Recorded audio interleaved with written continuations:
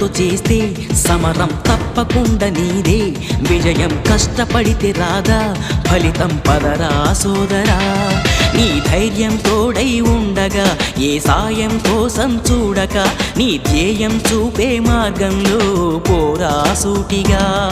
ఏనాడు వెనకడుగేయక ఏ అడుగు తడబడనీయక నీ గమ్యం చేరేదాకా దూసుకుపోరా సోదరా